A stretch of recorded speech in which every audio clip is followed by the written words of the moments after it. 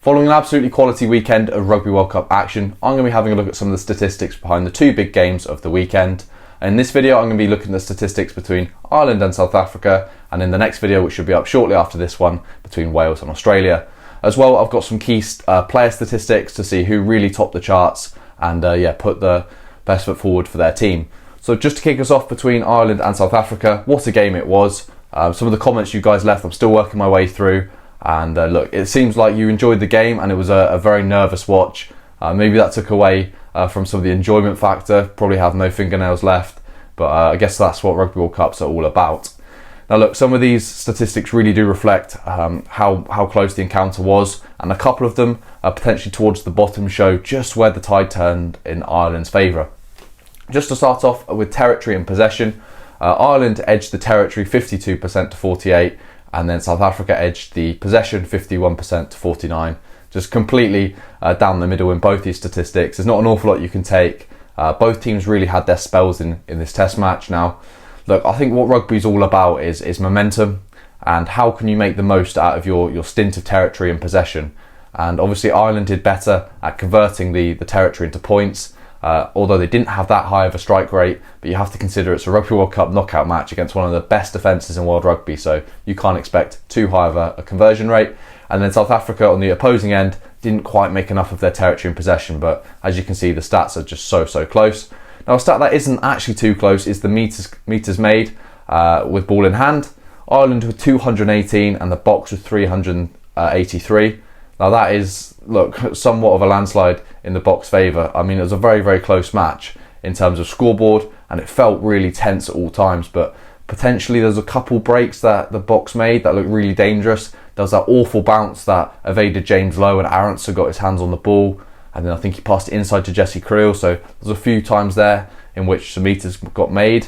I felt towards the end of the match where the Boks really had to turn it up and fight for a score, especially when Jack Crowley had kicked the 3 points. The Boks really turned the heat up and the Irish dropped off a couple tackles.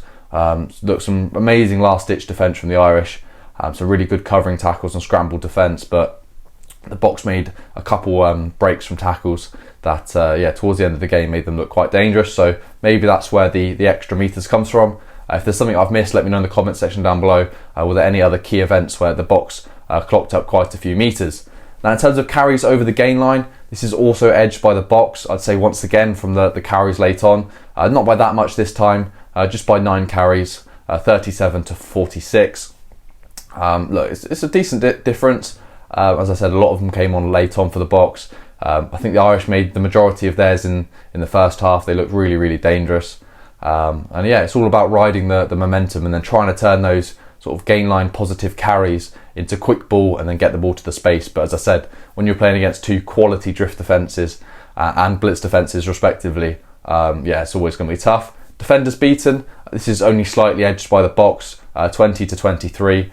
Now these are relatively high numbers. I mean, when you looking at how it felt watching the match, how tight it was, I didn't expect it to be 43 defenders beaten in the entire match, so that is surprising. If you look at this next statistic, this potentially indicates how tight and sort of compact the match was at points, with only 6 offloads in the whole game, 2 to Ireland and 4 to the Boks. Now look, a couple of these stats are really showing that the Boks put themselves in decent positions in the match, and I guess that just leans back to, once again, the inability to turn that into points, but they definitely created plenty of chances and plenty of field positions and positive involvements. Kicks from hand, this is one that Ireland edged. Now look, kicks from hand, it's not something that you can go, oh, we did better because we kicked more, or we did better because we kicked less. It's just completely down to the way your team played. Now I felt Ireland did really well from exiting their half. They used Gibson Park and James Lowe respectively, and I just think it's so brilliant to have within a team a player that can utilise his left boot and then another player that can utilise his right boot. It adds a real nice edge that you can exit from both sides most efficiently. Now, if you're on the left side of the pitch, you want a right footer to sort of curl that ball off of the pitch. You always want the ball fading off the pitch if you're trying to obviously get it into touch. And then on the left side, you could use on the right side you can then use James Lowe's absolutely mammoth boot to kick to that touchline. So yeah, really nice from Ireland. 20 kicks to 16 of South Africa. South Africa opting to only really kick out of their own sort of 40 metres. and they tried to play a lot more ball in hand, I felt, and maybe if you had Pollard in there, he'd be kicking it more, but Liboc opted to run and pass, which has made it an entertaining match. Line out percentages, this is where it really hurt Ireland. 67%, 12 out of 18 line outs. Look, I didn't expect the South Africans to be sort of this close. I mean, at the start of the game, I think Ireland was 0 from 3 or 0 from 4 maybe, something like that. And they did so well to come back from that. I mean, that must be so demoralising for Kelleher and the second row combinations. Peter O'Mahony, I felt, really stepped up. He sort of took ownership and used his experience and gone sort of like, when I'm not having this, let's just send me up at the front or send me up in the middle and I'll just fight for the ball. Basically saying we don't have to be the only man up in the air. We don't have to beat them, but as soon as we're going up in the air, we're just going to compete for that ball really hard. Now, a couple of the people left in the comment section down below saying that the potential reason for the lack of Irish line-out success early on was due to the South Africans closing the gap. Now, I haven't gone back to look at this, but let me know what your thoughts are in the comments. Did the South Africans close the gap and potentially make it an unfair contest? And then, as I was saying, the Bock line-out only ran at 80%. I thought it was slightly higher than that, but I guess they didn't have as many line-outs, only throwing 10 line-outs in across the whole match, in which they completed 8 of them successfully. Now, penalties conceded. I made a comment in my sort of reaction video to the game saying that Irish discipline needs to improve. Now, I think that was a mistake because the Irish actually conceded the lesser of the penalties between the two sides, only in single figures. So, look, I don't know why I was thinking that. Maybe there's a certain passage in the game which made me think that they were ill-disciplined because they gave away a couple in quick succession.